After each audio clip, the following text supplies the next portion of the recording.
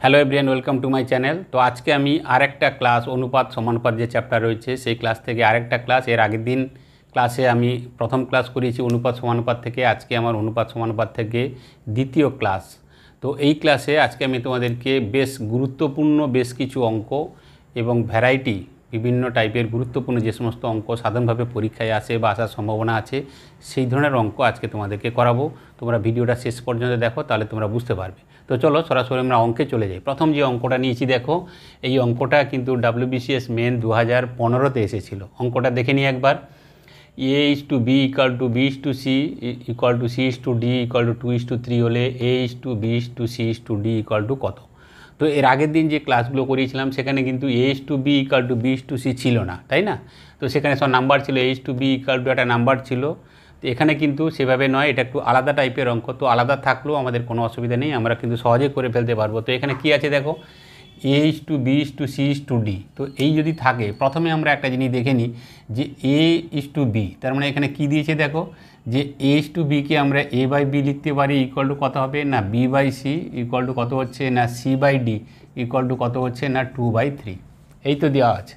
তার মানেও দেখো যে এখানে যদি আমি ধরে নিই যে A/B এর অনুপাত কত না, এটা হচ্ছে কত না 2/3। ঠিক তেমনি B/C সেটারও অনুপাত কত হবে না 2/3, বা C/D সেটার অনুপাত কত হবে না 2/3। সুতরাং আমরা যখন পেয়ে গেছি তাহলে সেক্ষেত্রে আমরা A/B/C/D এটা আমাদের করতে কোনো রকম কোনো অসুবিধে হবে না। তার কারণ এর আগের দিন ক্লাসে আমরা দেখে নিয়েছি যে চারটে থাকলে কিভাবে করতে হচ্ছে। প্রথমে কি A আর Bর মধ্যে আছে, তো A/B = 2/3। তার মানে এটাকে আমরা এইভাবে লেখা যায় যে A/B = কত হবে না 2/3। ঠিক তেমনিভাবে B/C = 2/3, বা C/D = কত হবে না 2/3 হবে। তাহলে প্রথমে A আর Bর মধ্যে বসিয়ে দিই। A/B মানে কত না A/B = 2/3, তার মানে এখানে 2 হবে আর এখানে কত হবে 3 হবে। ঠিক একই রকমভাবে যদি B/C বলে, তার মানে সেক্ষেত্রে কত হবে না B/C = সেক্ষেত্রেও কত হবে ভ্যালু না 2/3। তো 2/3 হয়ে যাবে। তার মানে B এবং C এর মধ্যে যদি তুলনা করি তাহলে সেক্ষেত্রে কত হবে না 2/3 হয়ে যাবে। ঠিক একই রকমভাবে C/D, তো C/D মানে কত C/D ইকুয়াল টু কত হয়ে যাবে না এখানে হয়ে যাবে 2/3। তাহলে এক্ষেত্রে C এবং Dর মধ্যে যদি তুলনা করি তাহলে সেক্ষেত্রে কত হবে না 2/3 হয়ে যাবে। সবগুলোর ক্ষেত্রে একই, A/B, B/C আর C/D সবগুলোই আছে।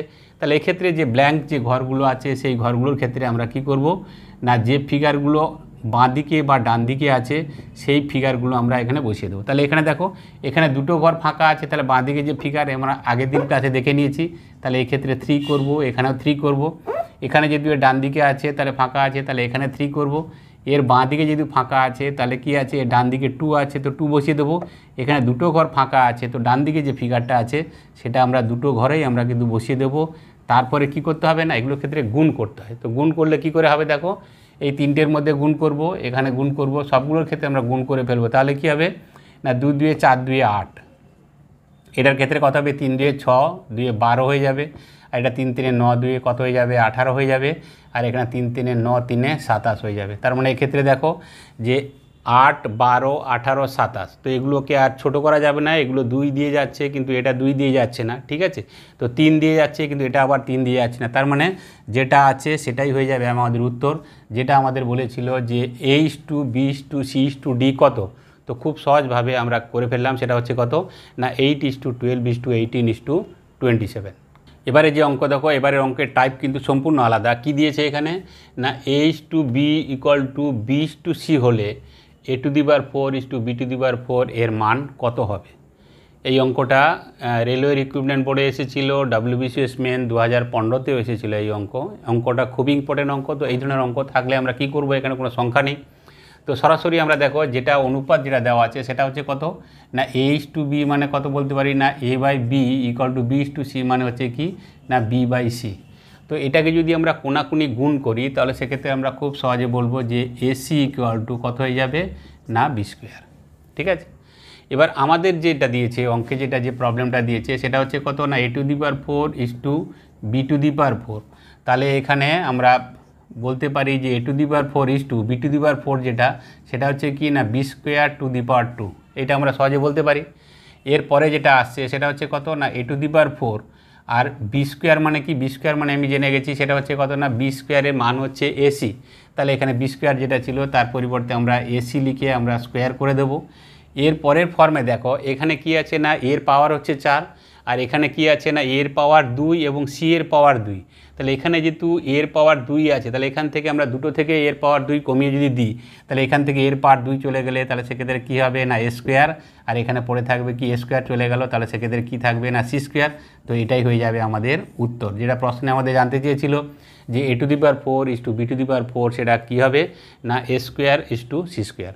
সুতরাং এই টাইপের অঙ্ক যখন ভ্যারাইটি যে সমস্ত অঙ্ক থাকে এবং অঙ্কটা খুবই ইম্পর্টেন্ট অঙ্ক, একাধিক পরীক্ষায় এসেছে, তার মধ্যে দুটোই মাত্র লিখেছি, রেলওয়ে রিক্রুটমেন্ট বোর্ডে এসেছিলো, WBCS মেনে এসেছিলো 2015-তে।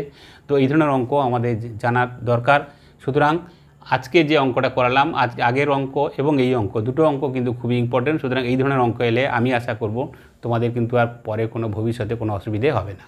এবারের অঙ্ক দেখো আগের মতন কিন্তু একটু আলাদা টাইপের। তো এক্ষেত্রে কী দিয়েছে অঙ্কে না x/5 = y/8 হলে x+5 ইস টু y+8 এর মান কত হবে, এটাও WBCS মেন পরীক্ষায় এসেছিলো। তো এক্ষেত্রে আমরা একটা জিনিস দেখো যে এখানে x+5 আর y+8, তো x আর y এর যদি মান আমরা জেনে যাই তাহলে সেক্ষেত্রে তার অনুপাত কত হবে সেটা আমরা সহজেই জানতে পারবো। তো এক্ষেত্রে একটা জিনিস দেখো যে x/5 = y/8, তো এটাকে আমরা খুব সহজভাবে যদি x/y করি তাহলে সেক্ষেত্রে কত হয়ে যাবে না 5/8 হয়ে যাবে। তো এইটা শুধু তোমাদের খেয়াল রাখতে হবে যে আমরা যদি কোনাকুনি বা যেটাকে আমরা বলি বজ্রগুণন পদ্ধতি, তার সাহায্যে কী হবে না এক্সের সঙ্গে 8 গুণ হবে এবং ওয়াইয়ের সঙ্গে 5 গুণ হবে। সুতরাং এটাকে চেঞ্জ করে আমি যেটা করি না কেন সেই রিলেশান কিন্তু থাকতে হবে। এক্সের সঙ্গে 8, তো এখানে দেখো এক্সের সঙ্গে 8 আছে এবং ঠিক ওয়াইয়ের সঙ্গে কত আছে 5 আছে, যেটা একদম শুরুতেই ছিল। তাহলে x/y = 5/8, তার মানে এক্ষেত্রে আমরা খুব সহজে বলতে পারবো যে x/y = কত হয়ে যাবে না 5:8। সুতরাং এখান থেকে আমরা x এবং y এর মান আমরা পেয়ে গেলাম। এবার যেটা প্রশ্নে দিয়েছিল সেটা হচ্ছে কত না x+5 ইস টু কত দিয়েছে না y+8 দিয়েছে। তাহলে এখানে আমরা x আর y এর মান পেয়ে গেছি। x এর মান হচ্ছে কত না, x এর মান যদি 5 হয় তাহলে সেক্ষেত্রে y এর মান কত হবে না 8 হবে। তাহলে এক্ষেত্রে x+5, তো x এর মান কত হচ্ছে না 5, তাহলে সেক্ষেত্রে কত হয়ে যাবে না 5+5 ইস টু এখানে y এর মান কত না, y এর মান হচ্ছে 8, তাহলে এক্ষেত্রে কত হয়ে যাবে না 8+8। তাহলে খুব সহজভাবে সেটা কত হয়ে যাবে না 10:16, বা এটা যদি আমরা ছোটো করি তাহলে সেক্ষেত্রে আমাদের উত্তর কত হয়ে যাবে না 5:8 আমাদের এই অঙ্কের ক্ষেত্রে উত্তর হয়ে যাবে। সুতরাং ভ্যারাইটি অঙ্ক এবং এই ধরনের অঙ্ক সাধারণভাবে পরীক্ষায় আসে। তো এই ধরনের অঙ্ক আমাদের আগে থেকে জানা দরকার, জেনে রাখা দরকার। তাহলে কী হবে, পরীক্ষায় এলে আমাদের ভাবার দরকার নেই যে কিভাবে করব, কিভাবে চেঞ্জ করব বা কিভাবে করব, যাতে আমরা সহজে অঙ্কটা হয়ে যায়। সুতরাং আমাদের জানা থাকলে আমাদের করতে অসুবিধা নেই। তো যাই হোক, এটা WBCS মেন পরীক্ষায় আসা অঙ্ক। এই অঙ্কের ক্ষেত্রে যেটা দিয়েছে x+5 ইস টু y+8, এর যে অনুপাত সেটা কত হচ্ছে না 5:8। এবারে যে অঙ্ক দেখো এটারও টাইপ আলাদা আগের যে অঙ্কগুলো থেকে। অঙ্কটা দেখে নিই, P = Q এর 50% এবং Q = R এর 50% হলে P is to Q is to R কত হবে, এটা WBCS মেন 2016-তে এসেছিলো। তো এখানে একটা জিনিস দেখো যে প্রথমে যেটা দিয়েছে সেটা হচ্ছে কি না, এখানে যেটা দিয়েছে যে P = কত না Q এর 50%। তো Q এর 50% মানে কি, 50% মানে কি 50/100। তো 50/100 মানে কত 1/2 হবে। তো এখানে আমরা খুব সহজে লিখতে পারি যে Q × 1/2, তার মানে হচ্ছে কত না Q/2। তাহলে এক্ষেত্রে P এর নিচে 1 করে দেবো। তাহলে এখান থেকে খুব সহজভাবে আমরা যদি করি যে P/Q = কত হয়ে যাবে না 1/2 হয়ে যাবে। তার কারণ একটা জিনিস তোমাকে একটু আগে বলেছিলাম, সেটা হচ্ছে কি যে কোনাকুনি যদি গুণ করি, বজ্রগুণন যেটাকে বলে, P এর সঙ্গে 2 গুণ হবে আর Q এর সঙ্গে 1 গুণ হবে। আমরা যেভাবে সাজাই না কেন, এখানে দেখো P এর সঙ্গে 2 আর Q এর সঙ্গে 1 আছে। তো P/Q = কত হয়ে গেল 1:2। তার মানে এখান থেকে P/Q যেটা বলেছিলাম সেটা যে P/Q = কত হয়ে যাবে না 1:2 হয়ে যাবে। ঠিক একই রকমভাবে যেহেতু এখানে দেওয়া আছে Q = R এর 50%, তাহলে এক্ষেত্রে Q এবং R যদি একই রকমভাবে হবে Q ইস টু R এখানেও কত হয়ে যাবে না 1:2 হয়ে যাবে। ঠিক আছে, দুটোই তো একই। P = Q এর 50%, সেটা যদি 1:2 হয় তাহলে Q = R এর 50% মানে কত না Q/R সেক্ষেত্রে কত হয়ে যাবে 1/2 হয়ে যাবে। তাহলে প্রশ্ন যেটা দিয়েছিল সেখানে আমরা করে ফেলি, সেটা হচ্ছে কি P is to Q is to R। এটার ক্ষেত্রে কী হবে, প্রথমে P ইস টু Q কত হচ্ছে না 1:2, আর পরে যেটা দিয়েছে Q ইস টু R, তাদের মধ্যে অনুপাত কত এসছে না 1:2 এসছে। তাহলে আমরা এই অনুপাতগুলোর ক্ষেত্রে যেটা কি করি, দুটো লাইনে যেখানে ব্ল্যাঙ্ক ফিগার থাকে বা যে ঘরটা থাকে সেটাকে আমরা তার বাঁ দিকে বা ডান দিকের ঘর ফিল আপ করে দিই। কিন্তু সব ক্ষেত্রে করার দরকার নেই, আমরা অ্যাট এ গ্ল্যান্স দেখবো, যদি দেখে দেখা যায় যে না ওটার করার প্রয়োজন নেই, যেমন এই অঙ্কের ক্ষেত্রে কোনো প্রয়োজন নেই। তার কারণটা কি দেখো না, এখানে 1 হলে কিউ যদি 1 হয় তখন আর হচ্ছে 2, তো 1-এর জায়গায় যদি 2 হয় তাহলে এখানে 2-এর জায়গায় আর কত হয়ে যাবে না তার ডবল হয়ে যাবে। তার মানে এক্ষেত্রে এদের যে অনুপাত সে অনুপাত কত হবে না 1:2:4। আরেকবার বলে নিই, সেটা হচ্ছে কত, যে যখন কিউ যখন 1 তখন আর হচ্ছে কত 2। এবার কিউ যদি 1-এর জায়গায় 2 হয় বা ডাবল হয়, দুগুণ হয়, তাহলে এখানে আর যেটা ছিল সেটা 2-এর জায়গায় ডাবল হবে বা দ্বিগুণ হয়ে যাবে, তো কত হয়ে যাবে 4 হয়ে যাবে। তার মানে এদের ক্ষেত্রে অনুপাত 1:2:4 যদি এখানেও করতাম ঠিক একই রকম, ঠিক আছে। তো সুতরাং আমাদের সরাসরি ওইভাবে না করেও আমরা এইভাবে দেখা মাত্রই আমরা করে ফেলতে পারবো অনেক অনুপাতের ক্ষেত্রে। তাহলে এখানে যেটা দিয়েছিল প্রশ্নে যে P/Q/R কত হবে না 1:2:4। এবারে যে অঙ্কগুলো করব সেগুলো হচ্ছে কি না ফ্র্যাকশানের, যেগুলো ভগ্নাংশের যেগুলো অনুপাত দিয়েছে, অনুপাত সমানুপাত। তো সেইভাবে ফ্র্যাকশানের আমি শুরু করেছি, এতক্ষণ যে অঙ্কগুলো করালাম ফ্র্যাকশান ছাড়াই। কিন্তু এবারে যে অঙ্কগুলো করছি সেগুলো হচ্ছে কি না অনুপাত সমানুপাতের মধ্যে যদি ফ্র্যাকশান থাকে তাহলে সেগুলো কি করব। তো এখানে দিয়েছে 1/5:1/x অ্যাজ, ঠিক আছে, সমানুপাতের চিহ্ন, এটাকে আমরা ইকুয়ালও ভাবতে পারি, ঠিক আছে। 1/x:1/1.25 হলে এক্সের মান কত হবে। তাহলে এক্ষেত্রে একটা জিনিস দেখো যে এইটা মানে হচ্ছে কি না এটা হচ্ছে সমান, ঠিক আছে।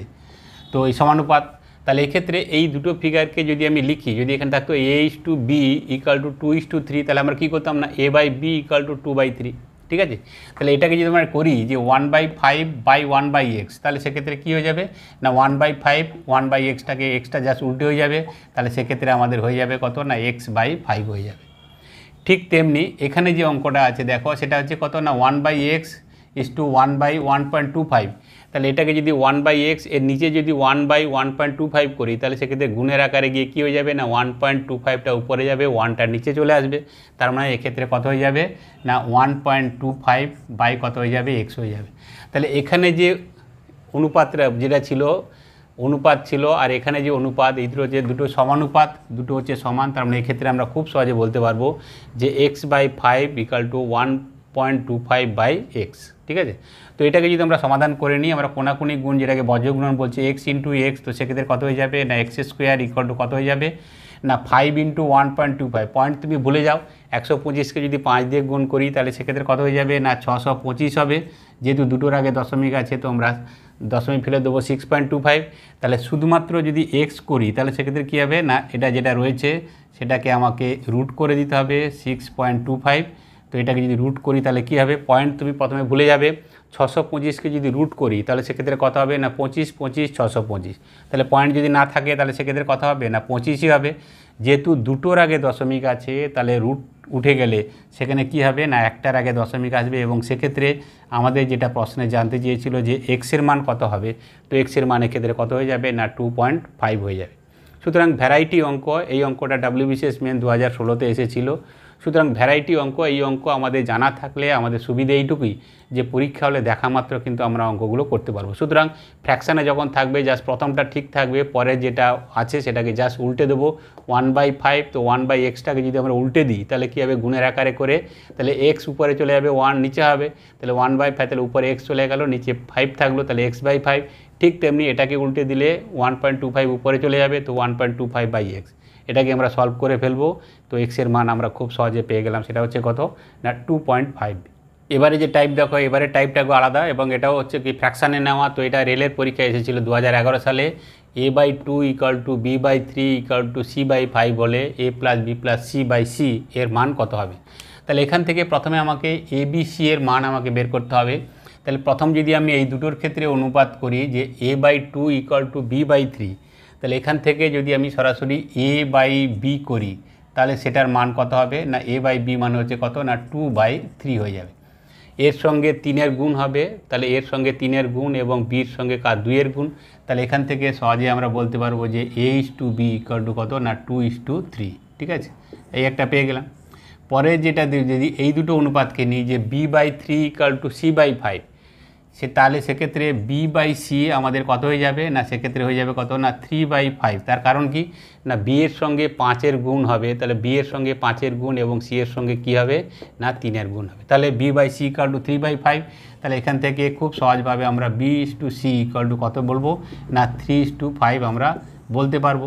তাহলে এক্ষেত্রে A/B = 2:3 বা B/C = 3:5 যদি হয়, তাহলে এখান থেকে খুব সহজভাবে A/B/C তার মান আমরা বের করতে পারবো।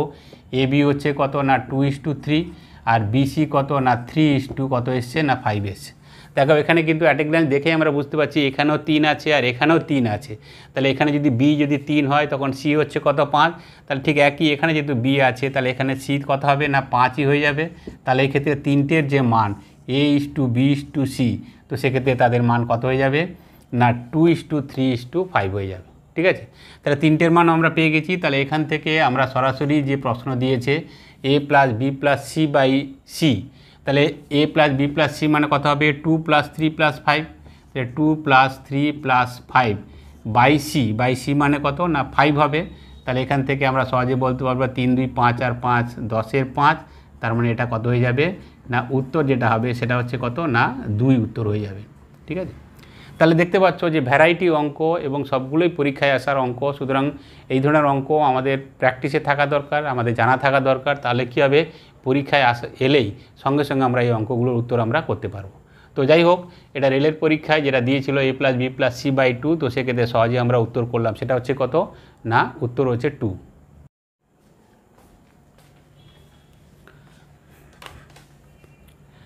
Hello everyone, welcome to my channel. তো আজকে আমি আরেকটা ক্লাস অনুপাত সমানুপাত যে চ্যাপ্টার রয়েছে সেই ক্লাস থেকে আরেকটা ক্লাস, এর আগের দিন ক্লাসে আমি প্রথম ক্লাস করিয়েছি অনুপাত সমানুপাত থেকে, আজকে আমার অনুপাত সমানুপাত থেকে দ্বিতীয় ক্লাস। তো এই ক্লাসে আজকে আমি তোমাদেরকে বেশ গুরুত্বপূর্ণ বেশ কিছু অঙ্ক এবং ভ্যারাইটি বিভিন্ন টাইপের গুরুত্বপূর্ণ যে সমস্ত অঙ্ক সাধারণভাবে পরীক্ষায় আসে বা আসার সম্ভাবনা আছে সেই ধরনের অঙ্ক আজকে তোমাদেরকে করাবো। তোমরা ভিডিওটা শেষ পর্যন্ত দেখো, তাহলে তোমরা বুঝতে পারবে। তো চলো সরাসরি আমরা অঙ্কে চলে যাই। প্রথম যে অঙ্কটা নিয়েছি দেখো, এই অঙ্কটা কিন্তু WBCS মেন 2015-তে এসেছিল। অঙ্কটা দেখে নিই একবার। A/B = B/C = C/D = 2:3 হলে A/B/C/D কত? তো এর আগের দিন যে ক্লাসগুলো করিয়েছিলাম সেখানে কিন্তু A/B = B/C ছিল না, তাই না? তো সেখানে সব নাম্বার ছিল, A/B একটা নাম্বার ছিল। তো এখানে কিন্তু সেভাবে নয়, এটা একটু আলাদা টাইপের অঙ্ক। তো আলাদা থাকলেও আমাদের কোনো অসুবিধা নেই, আমরা কিন্তু সহজে করে ফেলতে পারবো। তো এখানে কি আছে দেখো, A/B/C/D। তো এই যদি থাকে, প্রথমে আমরা একটা জিনিস দেখে নিই যে A/B, তার মানে এখানে কি দিয়েছে দেখো যে A/Bকে আমরা A/B লিখতে পারি = কত হবে না B/C = কত হচ্ছে না C/D = কত হচ্ছে না 2/3। এই তো দেওয়া আছে।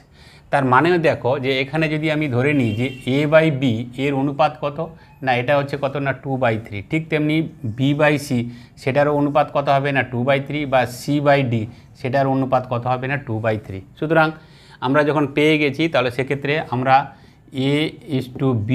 A/B/C/D এটা আমাদের করতে কোনো রকম কোনো অসুবিধে হবে না। তার কারণ এর আগের দিন ক্লাসে আমরা দেখে নিয়েছি যে চারটে থাকলে কিভাবে করতে হচ্ছে। প্রথমে কি A আর B এর মধ্যে আছে, তো A/B = 2/3, তার মানে এটাকে আমরা এইভাবে লেখা যায় যে A/B = কত হবে না 2:3। ঠিক তেমনিভাবে B/C = 2:3 বা C/D কত হবে না 2:3 হবে। তাহলে প্রথমে A আর B এর মধ্যে বসিয়ে দিই। A/B মানে কত না A/B = 2/3, তার মানে এখানে 2 হবে আর এখানে কত হবে 3 হবে।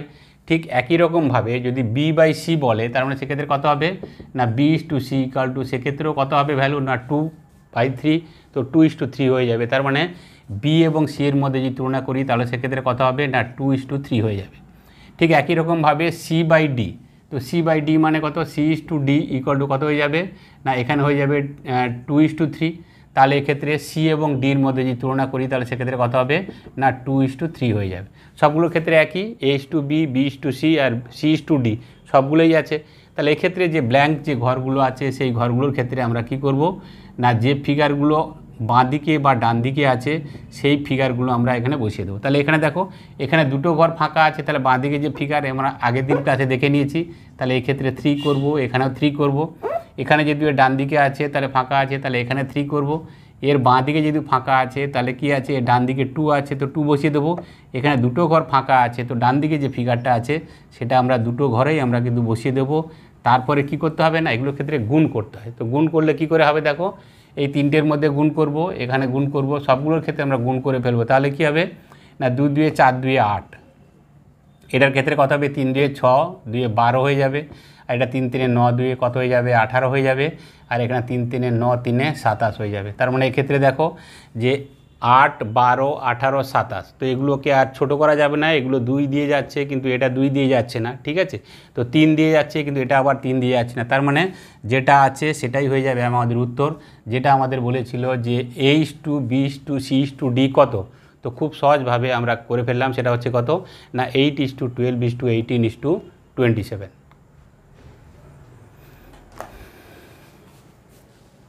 এবারের অঙ্ক দেখো, এবারের অঙ্ক আগের যে অঙ্কগুলো তার থেকে এ টাইপ আলাদা। এখানে কি দিয়েছে, 1/x=1/y = 1/z যদি 2:3:5 হয়, তাহলে এখানে x:y:z এর মান কত হবে। তো এখানে একটা জিনিস দেখো, প্রথমে যখন এই ধরনের থাকবে 1/, দিয়ে থাকবে, তাহলে সেক্ষেত্রে কী হবে জানে, 1/x এর মান হচ্ছে কত 2, 1/y এর মান হচ্ছে 3, আর 1/z এর মান হচ্ছে কত 5।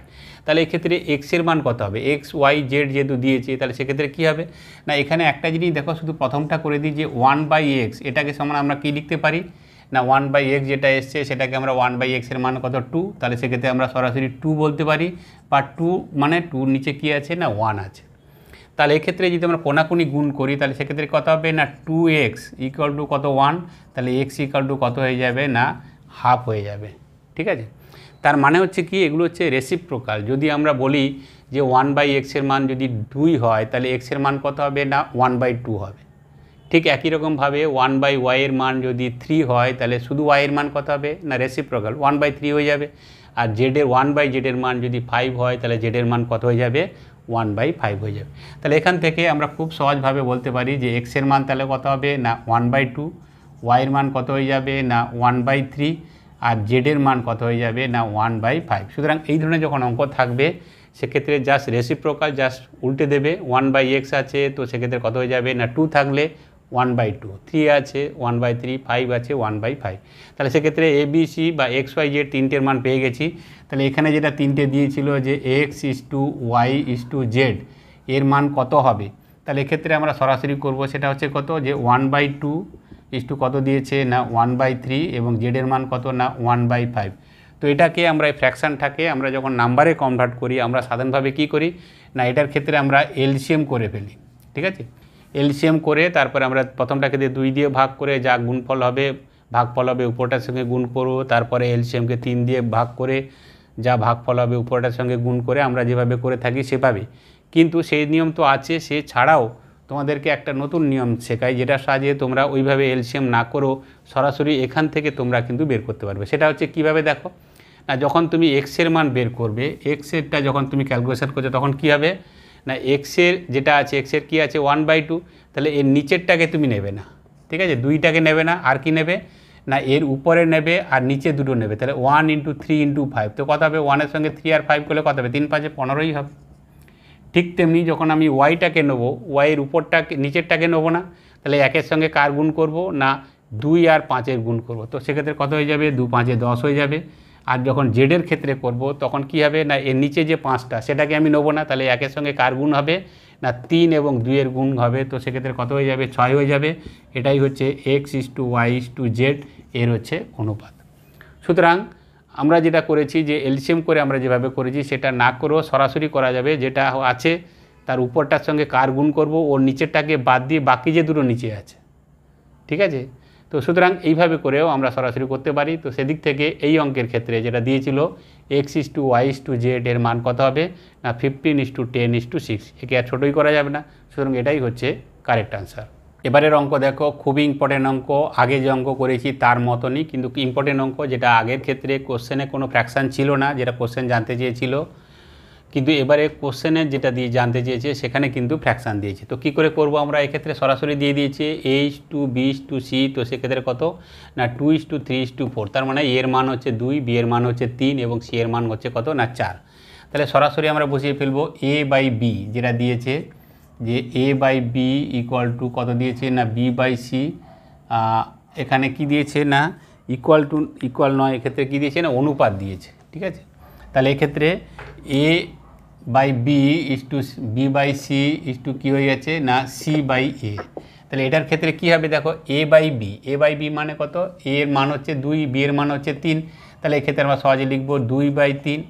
আর এটার ক্ষেত্রে বি বাই সি মানে কত 3/4, আর লাস্টে যেটা দিয়েছে সেটা সি বাই এ মানে 4 আর 2, তো কত হয়ে যাবে না 4/2 হয়ে যাবে। তাহলে এটাকে যদি আমরা সিম্পলিফাই করি তাহলে সেক্ষেত্রে কত হবে না 2/3 ইস টু 3/4, আর এখানে কত হবে 2 দিয়ে কেটে যাবে, তাহলে সেক্ষেত্রে শুধু উপরে 2 থাকবে, তো উপরে 2 আর নিচে কিছু নেই মানে কত আছে না 1 আছে। তাহলে এটাকে যদি আমরা শর্ট ফর্ম করি, ঠিক আছে, আমরা যদি ফ্র্যাকশানটাকে তুলে দিয়ে কমপ্লিট নাম্বারে আনতে চাই, তাহলে যেটা এর আগের অঙ্কের ক্ষেত্রে বলেছিলাম সেটা হচ্ছে কি যে এখানে এলসিএম করেও আমরা করতে পারি। আমরা অঙ্কটাকে এখানে লিখে নিই 2/3 ইস টু 3/4 ইস টু কত এসছে না 2/1, ঠিক আছে। তো এটাকে আমরা এলসিএম করলে কত হবে 4 3 12 হবে। তারপরে আমরা যেভাবে করে থাকি সেটার নিয়ম তো আছে, কিন্তু এর একটু আগে যে নিয়মটা দেখালাম সেটা হচ্ছে কি এলসিএম না করে করা যাবে। কিভাবে না, প্রথম যখন আমি বের করছি যে প্রথমটার অনুপাত 2/3, তাহলে সেক্ষেত্রে কী হবে, প্রথমটার ক্ষেত্রে এই 2-এর নিচে যে সংখ্যাটা আছে সেটাকে আমরা বাদ দেবো। 2-এর নিচে কি আছে 3 আছে, এই 3টাকে বাদ দিয়ে কি করব না 2-এর সঙ্গে নিচে যে দুটো সংখ্যা আছে সেটা গুণ করবো। 2-এর সঙ্গে 4 আর 1, তাহলে 2 4 কত হয়ে যাবে না 8 হয়ে যাবে। ঠিক যখন পরের সংখ্যাটাকে নিচ্ছি, পরের সংখ্যা কি করব না তার নিচের সংখ্যাটাকে বাদ দেবো, এই 3-এর সঙ্গে বাকি যে দুটো সংখ্যা আছে নিচে সেটা গুণ করবো, তাহলে কি হবে না 3 3 9 আর 1 9, তাহলে সেক্ষেত্রে 9 হয়ে গেল। ঠিক 3 নম্বর যখন ফিগারে যাব, এই 2-এর নিচে যে সংখ্যা সেটাকে বাদ দেবো, 2-এর সঙ্গে কার গুণ করবো না বাকি যে দুটো নিচে আছে, তো 2-এর সঙ্গে কার গুণ হবে 2 4 8, 8 3 কত হয়ে যাবে 24। তো এদের মধ্যে যেটা অনুপাত হয়ে গেল, যেটা আমাকে প্রশ্নে জানতে চেয়েছিল সেটা হচ্ছে কত না 8:9:24।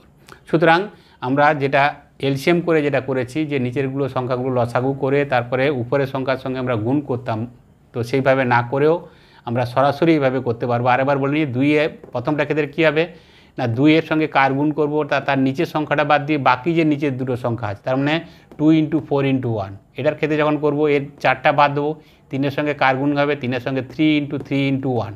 যখন এটার ক্ষেত্রে করবো 2-এর নিচে 1টাকে বাদ দেবো, তাই 2-এর সঙ্গে বাকি দুটো গুণ হবে 2 × 4 × 3। তো সরাসরি আমরা করে ফেলবো, যদি এটাকে আরও ছোটো করা যায় করা যাবে, নাহলে যে অবস্থায় থাকবে সেটাই। তো এখানে আর ছোটো করা যাবে না, 8:9:24, তো সেক্ষেত্রে সরাসরি এটারই উত্তর হবে, সেটা হচ্ছে কত a/b is to b/c is to c/a। তো উত্তর কত হয়ে যাবে 8:9:24।